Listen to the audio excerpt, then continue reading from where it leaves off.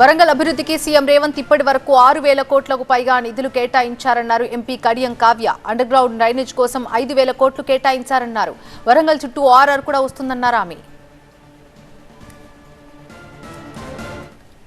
మనకి గత 10 ఏళ్ల నుంచి కూడా అండర్ గ్రౌండ్ డ్రైనేజ్ ఏదైతే ఒక నెరవేరని కళగా ఉన్నదాన్ని ఈరోజు నిజం చేసుకోబోతున్నాము.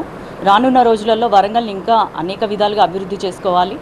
అదేవిధంగా సీఎం రేవంత్ రెడ్డి గారు ఏదైతే హైదరాబాద్ తర్వాత రెండో రాజధానిగా వరంగల్ని ప్రకటించడమే కాకుండా దానికి అనుగుణంగా వివిధ అభివృద్ధి పనులకి ఎప్పటికప్పుడు నిధులు విడుదల చేస్తూనే ఉన్నారు. ఇప్పటివరకు దాదాపు 6,500 కోట్ల నిధులు ఇవ్వడం జరిగింది వరంగల్కి మాత్రమే.